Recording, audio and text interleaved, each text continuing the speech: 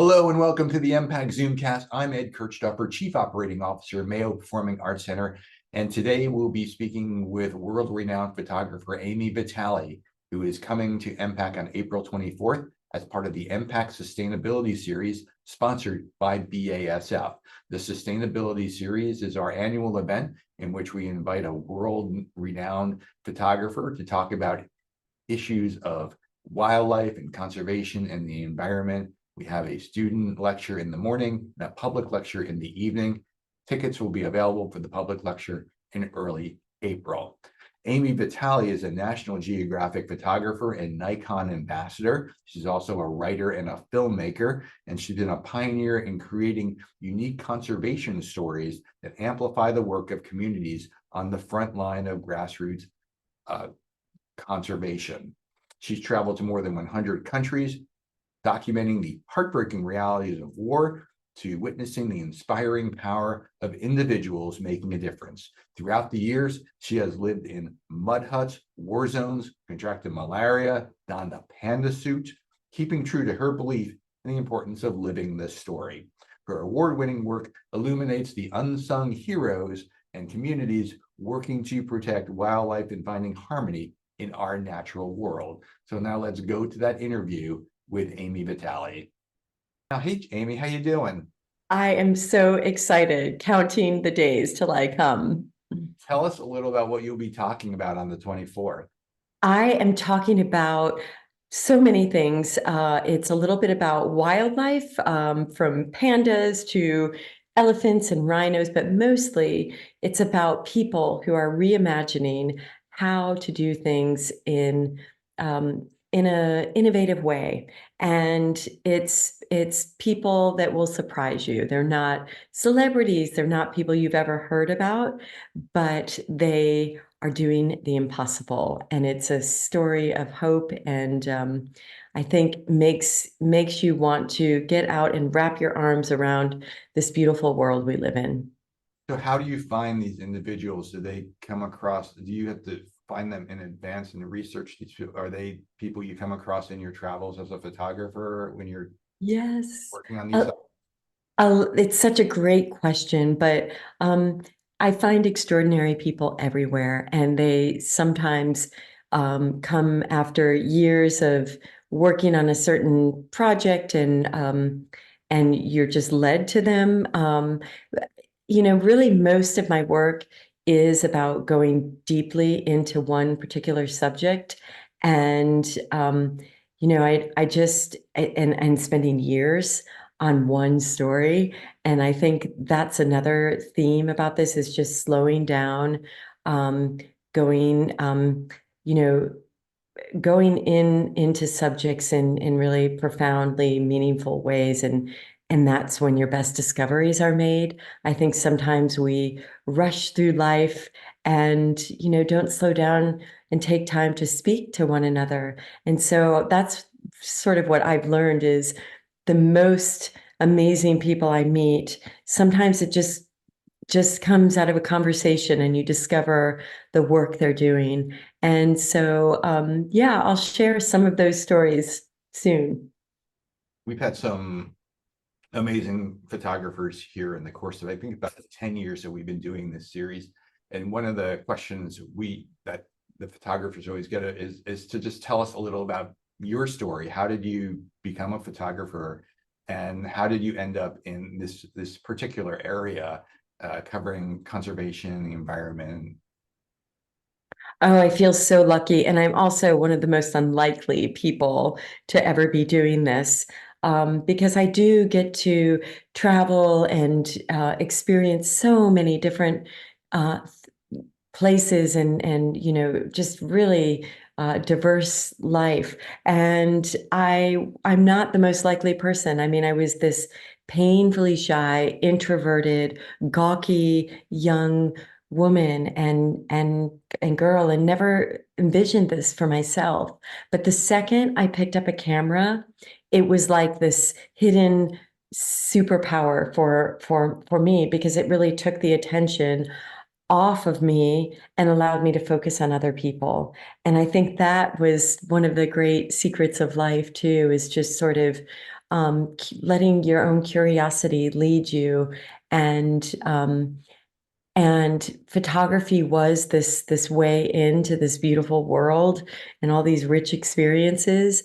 That was my first stepping point, and it's become so much more. Now I'm a filmmaker and a writer and doing all of these other things that I never dreamt.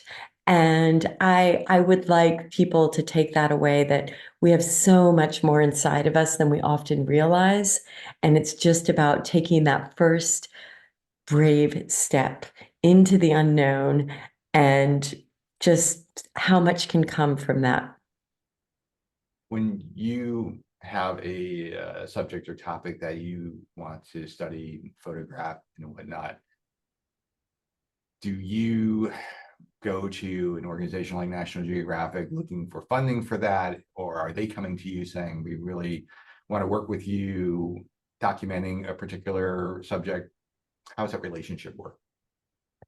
Usually, you and most of the photographers working for them spend years really researching, doing the work, and being able to show them a body of work that they have, that they can see and understand.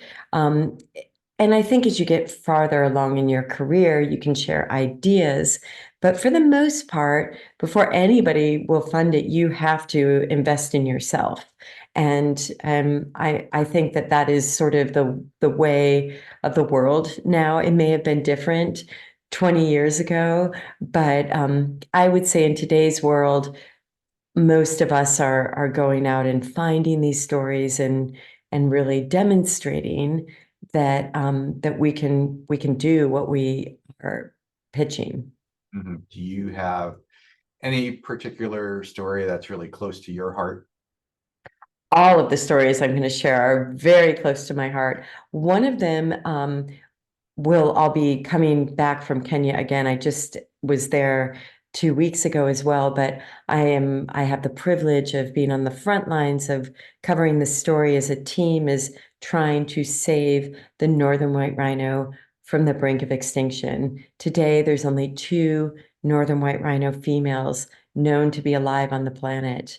And through science and IVF, they actually have created 30 embryos. And now we're on the precipice of implanting a pure northern white rhino embryo into a surrogate mother, meaning we may see northern white rhino babies roaming the open plains of Africa again. And I will be there to share this story with the world. It helps you understand that, in some ways, I wish we didn't have to go to these extreme measures, but it is humans who have done this to these magnificent creatures, and it will be humans who turn this storyline around. Oh, that's amazing. What's the projected date when that's going to happen? Well, I'm not allowed to tell all the details, but it is coming. And the one thing is northern white rhinos have a long gestation. It will take 16 months once the embryo is implanted. So we have a little ways ahead of us, but things are looking positive. Is And it then there's other stories that I'm working on where I've been working with the a community. It's the first indigenous owned and run elephant sanctuary in Africa, meaning the local community are the ones rescuing, rehabilitating, and now they're returning 13 of the orphans back to the wild, and they're doing it differently. Normally, you have to dart them, and it's a long, traumatic process of putting them in crates and then on trucks and moving them across really rough landscape. This time, they're walking them to their new homes. And everything, I mean, I'll share the whole story about this sanctuary, but I've been working with them for the last 7 years since they began.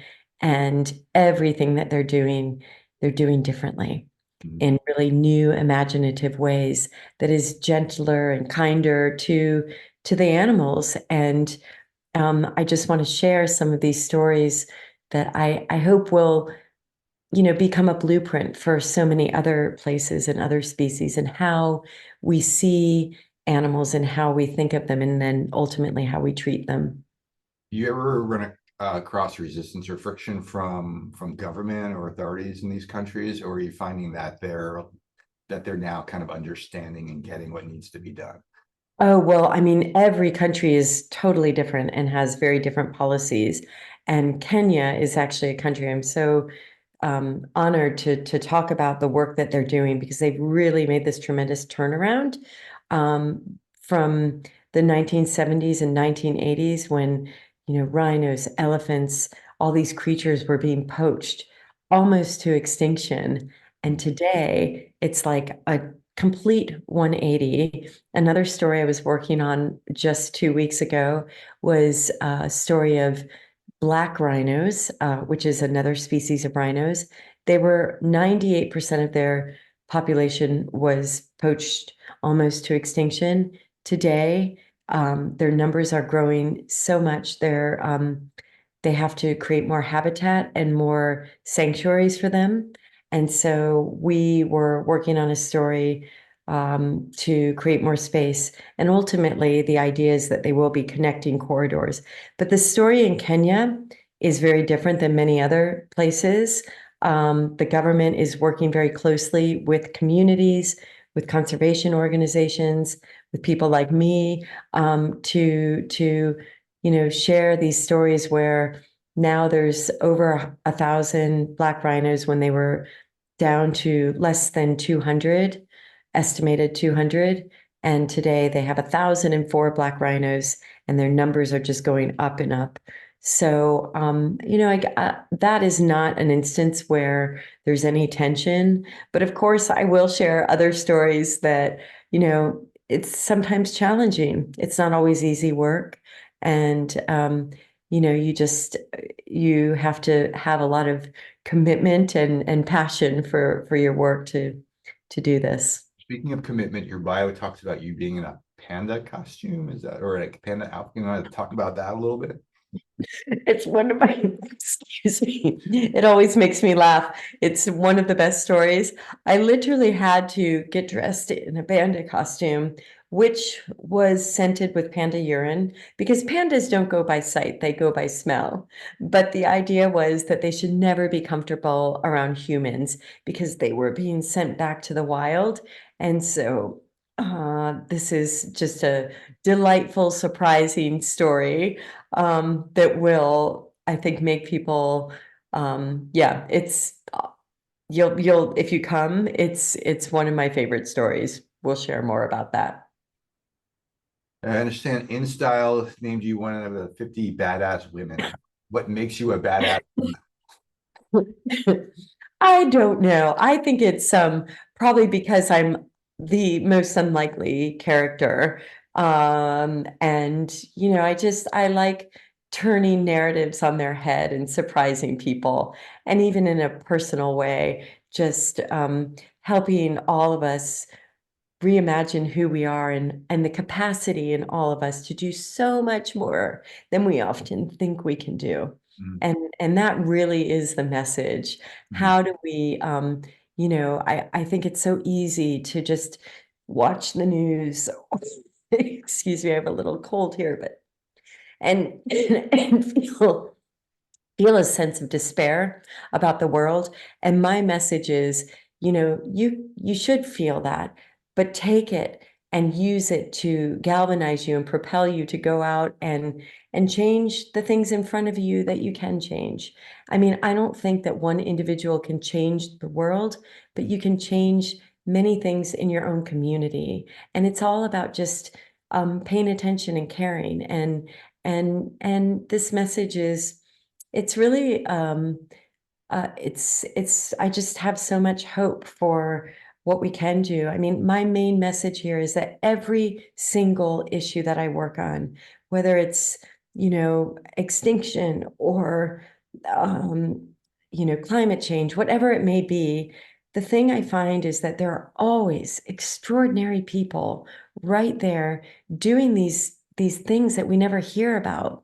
And my work is about amplifying the positive solution-based stories that we sometimes don't even know are happening right in our backyard. And I think it's important. Those stories shape how we see the world, how we behave in the world. And I just want to share more of those kinds of stories. That's fantastic. Can you tell us a little about vital impacts? Yes, I realized how powerful art and photography can be. And so I have pulled together this incredible community of artists and storytellers and photographers, some of the best and some of the emerging talent all around the world. And together we are raising money that goes directly into grassroots conservation. We are mentoring and fostering the next generation of storytellers, and we've created a series of grants and financial opportunities so that people can focus on these really very important environmental and wildlife stories. And in the first 2 years, we're so young, we've done so much already and raised millions of dollars that have gone into both conservation and humanitarian efforts.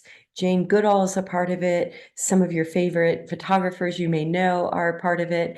And the idea is just together we are better, and how powerful art can be to heal. And it's a tool for all of us. And that is the main message of our nonprofit.